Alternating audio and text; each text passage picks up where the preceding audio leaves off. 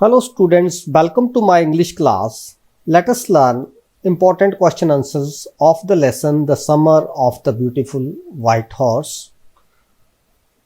It's short answer type question. Question number 1. Who were Aram and Murad? Aram और Murad कौन थे? So Aram and Murad were cousins. Murad was 13 years old and Aram was 9 years old. मुराद 13 वर्ष का था और आरम 9 वर्ष का था. दोनों ही चचेरे भाई थे. They belong to an Armenian tribe family. दोनों ही एक आर्मेनियन कबीले से संबंधित थे. And their family was known for honesty for last 11 centuries. और उनका परिवार पिछले 11 शताब्दियों से ईमानदारी के लिए जाना जाता था. Question number 2. Who was Murad? What did people think about him? Murad कौन था? लोग उसके बारे में क्या सोचते थे? Murad was 13 years old boy and who stole the horse. 13 वर्ष का लड़का था जिसने घोड़ा चुराया था. People thought that he was little crazy like his uncle Khosrove. तो लोग ऐसा समझते थे कि वो अपने चाचा खोसरोव की भांति थोड़ा सा क्रेजी है. Question number 3.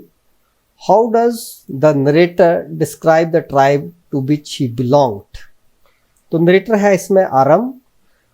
तो आरम अपने ट्राइब को किस तरह का बताता है जिससे वो संबंधित था?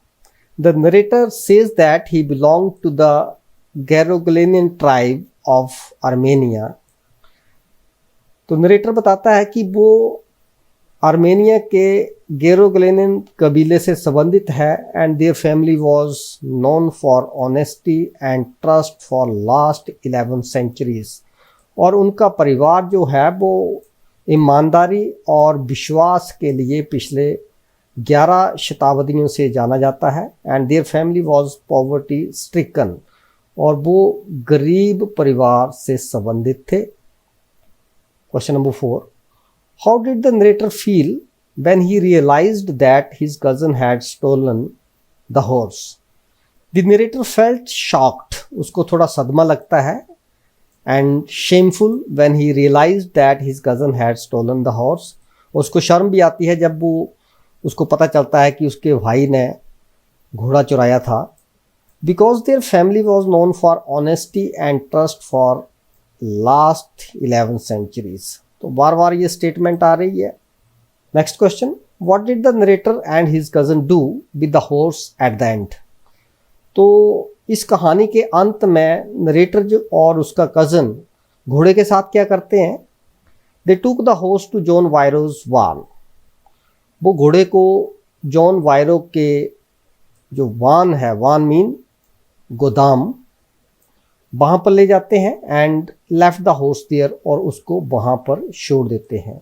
दस they return the horse in the end. तो इस तरीके से वो घोड़े को अंत में वापस कर देते हैं.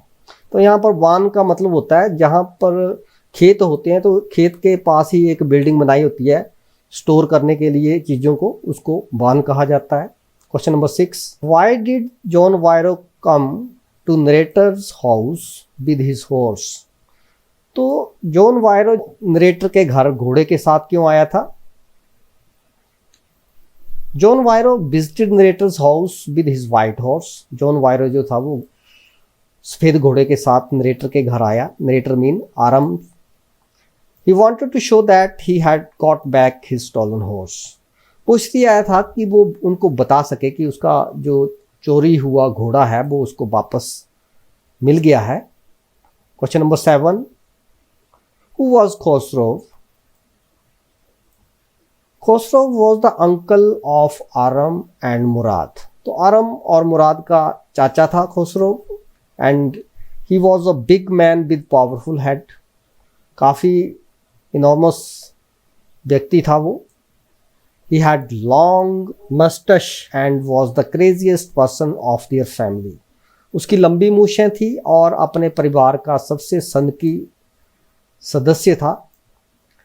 ही यूज्ड टू से इट इज़ नो हार्म, पे नो अटेंशन टू इट. तो ये इसका एक पेट डायलॉग था कि इसमें कोई नुकसान नहीं हुआ, इस और ध्यान मत दो. Once his son informed him that their house was on fire. एक बार उसके बेटे ने उसको बोला कि उनके घर को आग लग गई है। देन ही सेड, तो खुसरो ने कहा था, इट इज़ नो हार्म, पे नो अटेंशन टू इट। तो फिर क्या हुआ, इस ओर ध्यान मत दो। तो ये उसकी एक पैट स्टेटमेंट थी, एक डायलॉग था जिसको वो अक्सर बोलता था। Question number 8, how did John Byro react when he saw his horse. तो जब जॉन वायरो ने अपना घोड़ा देखा तो उसने कैसे रिएक्ट किया। John Byro was a farmer, John Byro एक किसान था। And one day he saw Aram and Murad with white horse. एक दिन उसने आरम और मुराद को सफ़ेद घोड़े के साथ देखा। He asserted that it was his horse. उसने ये कहा कि ये उसका घोड़ा है, but he also knew that they belong to an honest family. लेकिन वो ये भी जानता था कि ये दोनों ही लड़के एक ईमानदार परिवार से संबंध रखते हैं। So they could not have stolen it. तो वो घोड़ा नहीं चुरा सकते थे। Question number 9, did the boys return the horse because they were conscience stricken और because they were afraid. Boys mean Aram and Murad. तो आरम और मुराद ने घोड़ा वापस किया क्योंकि उनका जमीर जो था वो जाग गया था। कंशियंस का मतलब जब किसी आदमी को अच्छे और बुरे की समझ पता चल जाए, उसके लिए वर्ड है कंशियंस मीन जमीर, या फिर वो डरे हुए थे। और because they were afraid. One day John Byro saw Aram and Murad with white horse. एक बार उसने उनको सफ़ेद घोड़े के साथ देखा, जॉन वायरो ने। He asserted that it was his horse. Assert का मतलब होता है कहना, तो उसने बताया कि ये उसका घोड़ा है। But he also knew that they belong to honest family. लेकिन वो ये भी जानता था कि वो एक ईमानदार परिवार से संबंध रखते हैं। So they could not have stolen it. इस करके वो उसको नहीं चुरा सकते थे। They got little afraid of it. वो इससे थोड़ा डरे हुए थे। They mean Aram and Murad. At the same time they were also conscience stricken about their family reputation. और जिस ढंग से जॉन वायरो ने रिएक्ट किया था तो वो डरे हुए भी थे कि उनका परिवार एक रेप्यूटेड फैमिली है, ईमानदारी के लिए जाना जाता है। तो इस करके उनका जो जमीर था, कंशियंस थी, वो भी थोड़ा प्रभावित हो रही थी। So they left the horse in John Byro वन। इस करके उन्होंने उस घोड़े को जॉन वायरो का जो गोदाम था वहाँ पर छोड़ दिया। We can say that they were conscience stricken as well as afraid of. तो हम कह सकते हैं कि वो डरे हुए भी थे और उनका जमीर भी जाग गया था। Question number 10, what do you know about the narrator's tribe family. तो ये क्वेश्चन तो बार बार रिपीट हो रहा है। नरेटर का जो परिवार है उसके बारे में आप क्या समझते हो। तो इसका आंसर यही है कि उसका परिवार ईमानदारी के लिए जाना जाता था। गैरो ग्लेनिन फैमिली थी and their family was poverty stricken. In spite of their poverty, they had never stolen or done anything wrong in their lives. तो हालांकि उनका परिवार गरीब था लेकिन कभी भी उन्होंने गलत काम नहीं किया, कोई चोरी नहीं की। And their family was known for honesty and trust for last 11 centuries. Question number 11. What did Aram think about war when he was 9 years old? तो जब Aram mean the narrator of the lesson, जब वो 9 वर्ष का था तो वो दुनिया के बारे में क्या सोच रखता था कि किस तरह की दुनिया है। ही thought that this world is full of every imaginable kind of magnificence. तो वो दुनिया को बहुत ही शानदार समझता था। Life was a delightful and mysterious dream for him. तो उसके लिए जीवन जो था वो एक प्रसन्नचित और रहस्यमयी स्वप्न था। इसके बाद एक लॉन्ग आंसर टाइप क्वेश्चन देखते हैं। You will probably agree that this story doesn't have breathless adventure and exciting action. तो आप इस बात के साथ संभवतः एग्री होंगे, सहमत होंगे कि ये जो कहानी है the summer of a beautiful white horse, ना तो इसमें कोई ब्रेथलेस एडवेंचर है। ब्रेथलेस मीन जो सांस रोक दे, इस तरह का कोई साहस, या फिर एक्साइटिंग एक्शन है इसमें। Then what in your opinion makes it interesting. फिर आपकी राय में इस कहानी को कौन सी चीज जो है वो रोचक बनाती है। तो ये इंपॉर्टेंट क्वेश्चन है, लॉन्ग आंसर टाइप। इसका answer the lesson the summer of a beautiful white horse presents a simple story of two Armenian boys Aram and Murad. तो ये जो लेसन है ये एक बिल्कुल सिंपल सी कहानी को प्रस्तुत करता है, जो कि दो लड़के हैं आरम और मुराद, आर्मेनियन लड़के हैं, उनके बारे में। Who belong to a poor family, जो कि गरीब परिवार से संबंध रखते हैं। Their family was known for honest and trust for last 11 centuries।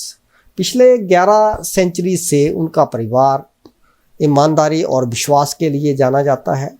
They had never done anything wrong in their lives। उन्होंने अपने जीवन में कभी कुछ गलत नहीं किया था। They were fond of horse riding। परंतु वो घोड़सवारी के शौकीन थे। So Murad stole a beautiful white horse। इस करके मुराद ने एक सुंदर सफेद घोड़ा चुराया। They also turned that horse after some time। और कुछ समय के बाद उसको वापस भी कर दिया। So in this way there is nothing interesting in this story। तो इस तरह इस कहानी में कुछ भी रोचक नहीं है। What? This story has some events which makes it interesting। लेकिन इस कहानी में कुछ एक घटनाएं हैं जो इसको रोचक बनाती हैं एंड एक्साइटिंग, और एक्साइटिंग भी बनाती हैं। द एक्ट ऑफ स्टीलिंग, वो कौन कौन सी बातें हैं, जैसे घोड़े का चुराना। The act of stealing the beautiful white horse make it exciting. The childish behaviour of Aram and Murad makes the story interesting. तो आरम और मुराद का जो बचकाना व्यवहार है वो भी इस कहानी को रोचक बनाता है। The crazy behaviour of Khusro, Khusro कौन है, उनका अंकल, तो उसका जो सनकी व्यवहार है वो भी इसको इंटरेस्टिंग बनाता है। Murad also adds colour of humour to it. Murad भी इसमें हंसी ऐड करता है, जोड़ता है। So in brief it can be said that this story has humour, adventure and exciting action. तो हम संक्षिप्त में कह सकते हैं कि इस कहानी में हंसी मजाक भी है, एडवेंचर भी है और exciting actions भी हैं। So students, this is the end of video। I hope you liked it। So keep watching and sharing my videos। Thank you।